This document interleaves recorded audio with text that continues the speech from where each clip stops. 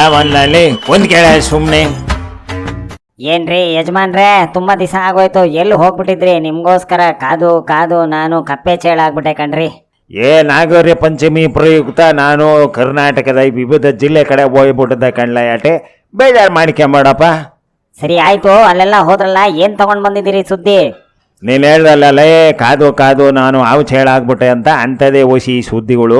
ಈ ನಾಗರ ಪಂಚಮಿ ಅಂದರೆ ನಮ್ಮ ಉತ್ತರ ಕರ್ನಾಟಕದೊಳಗೆ ಶಾನೆ ದೊಡ್ಡ ಹಬ್ಬ. ಅದೇ ನಮ್ಮ ಬೆಂಗಳೂರಿನಾಗೆ ಓಲಿ ಪಾಲಿ ಅನ್ಕೊಂಡು ಮಾಡ್ತಾರಲ್ಲ ಆ ಟೇಪು. ಈ ನಾಗರ ಪಂಚಮಿ ದಿವಸ ಹೋಗಿ ಉತ್ತು ಕಾಲೇರಿ ಅದನ್ನು ಬಿಟ್ಟು ಇಲ್ಲಿ ಜನ ಏನು ಶುರು ಹಚ್ಕೊಬಿಟ್ಟಿದ್ದಾರೆ ಗೊತ್ತಾ?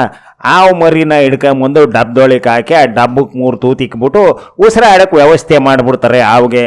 ಇನ್ನು ಅದನ್ನು ಮನೆ ಒಳಗಡೆ ಕೆತ್ಕೊಂಬಂದು ಒಂದು ಪೀಠದ ಮೇಲೆ ಇಕ್ಕಿಬಿಟ್ಟು ಹಾವಿಗೆ ಡೈರೆಕ್ಟಾಗಿ ಪೂಜೆ ಮಾಡೋದನ್ನ ಅಭ್ಯಾಸ ಮಾಡ್ಕೊಂಬಿಡಿದ್ರೆ ಕಣೋ.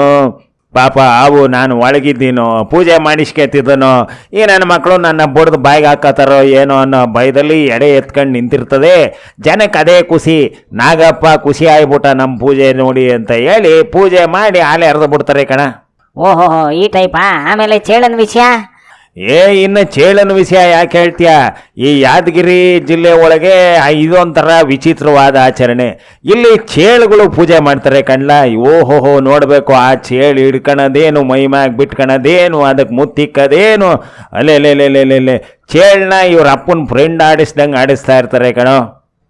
ಅಲ್ರಿ, ಇಷ್ಟೆಲ್ಲ ಆದ್ರೂ ಚೇಳುಗಳು ಅವ್ರು ಕಚ್ಚೋದಿಲ್ವೇ? ಅದೇ ಕಣಪ್ಪ ವಿಸ್ಮಯ, ವಿನೋದ ವಿಸ್ಮಯ. ಚೇಳುಗಳು ಯಾರಿಗೂ ಏನೂ ಮಾಡೋಕ್ಕಿಲ್ಲ. ಜನ ನಾನು ಮುಂದೋ ತಾನು ಮುಂದೋ ಅಂತ ಚೇಳನ್ನ ಬಾಚ್ಕೊಳಕ್ಕೆ ಹೋಯ್ತಿರ್ತಾರೆ. ಚೇಳು ಒಳ್ಳೆ ಕಳ್ಳೆ ಪುರಿ ಕಣ್ಣಂಗೆ ಕಾಣ್ತವೋ ಏನೋ ಅವ್ರಿಗೆ. ಅಲ್ಲ ಕಣ್ರಿ, ಇದನ್ನೆಲ್ಲ ನೋಡ್ತಾ ಇದ್ರೆ ನನಗೊಂದು ಡೌಟ್ ಬರುತ್ತೆ. ಏನಪ್ಪ ನಿನ್ನ ಡೌಟು? ಇದೇ ತರ ಹಾವು ಚೇಳುಗಳು ಏನಾದ್ರೂ ಥೈಲ್ಯಾಂಡಲ್ಲೋ ಆ ಕಡೆ ಬೇರೆ ಕಂಟ್ರಿನಲ್ಲೋ ಚೈನಾದಲ್ಲೋ ಇದ್ದಿತ್ತು ಅಂತ ತಿಳ್ಕೊಳ್ಳಿ, ಇದ್ರ ಕತೆ ಏನಾಗಿರ್ತಿತ್ತು ಹೇಳಿ? ಓನೋ, ಈ ಚೈನಾದೊಳಗೂ ಈ ಥೈಲ್ಯಾಂಡ್ ಒಳಗೂ ಚೇಳು ಹಾವು ಏನಾರ ಕೈಗೆ ಸಿಕ್ಕಿದ್ರೆ ಅದನ್ನು ಎತ್ತಿ ಬೋಂಡಾ ಬುಜಿ ಬಿಟ್ಟಂಗೆ ಎಣ್ಣೆ ಒಳಗೆ ಬಿಟ್ಟು ಕರ್ದು ಕುರುಮ್ ಅಂತ ತಿನ್ಕೊಂಬಿಡ್ತಾರೆ. ಇದನ್ನ ನೋಡ್ತಾ ಇದ್ರೆ ನನ್ಗೇನ್ ಅನ್ಸುತ್ತೆ ಗೊತ್ತೇನ್ರಿ? ಅನ್ನ ಪರಬ್ರಹ್ಮ ಅಂತಾರಲ್ಲ, ಈ ಚೇಳು ಹಾವುಗಳನ್ನೇ ಅನ್ನದ ರೀತಿಯಲ್ಲಿ ಅವರು ಸೇವನೆ ಮಾಡಿ ದೇವರು ಅಂತ ಪೂಜಿಸ್ತಾರ ಏನೋ. ದೇವರು ಅಂತ ಪೂಜಿಸೋದು, ಆಮೇಲೆಲ್ಲ ಬಡ್ದು ಬಾಯಿಗೆ ಹಾಕೊಳ್ಳೋದು. ಮನ್ಸ ಇಷ್ಟೇ ಕಣ್ಲ. ಹಾವು ಚೇಳಿನಂತ ವಿಷಕಾರಿ ಪ್ರಾಣಿಗಳ್ನೂ ಬಿಡುಕೊಳ್ಳಲ್ಲ, ಉರ್ದೋ ಪರದೋ ತಿನ್ಕೊಂಬಿಡ್ತಾನೆ. ಒಟ್ಟಿನಲ್ಲಿ ಮನ್ಸನಿಗಿನ್ನ ವಿಷವಾದ ಜಂತು ಈ ಜಗತ್ನಾಗೆ ಬೇರೆ ಇಲ್ಲ ಕಣ್ಲ. ಹೌದು ಬಿಡ್ರಿ, ಅದಕ್ಕೆ ನೀವೇ ಜ್ವಲಂತ ಸಾಕ್ಷಿ. ಎಲ್ಲ ನನ್ನ ಮಗನೇ, ತಗೊಳ್ಳ ಕೆರವ ಕೈಗೆ. ಆಯ್ತು, ಬೇಡ ಬಿಡ್ರಿ, ಬನ್ರಿ, ವಿಜಯಮ್ಮ ಕಾಯ್ತಾ ಇದ್ಲು ನಿಮ್ಮನ್ನ ನೋಡೋದಕ್ಕೆ ಅಂತ ಕರ್ಕೊಂಡು ಹೋಗ್ತೀನಿ. ಇದು ಮಾತು, ನಡಿ ಹೋಗೋಣ. ಶಿವನೇ ಚನ್ನಬಸವ.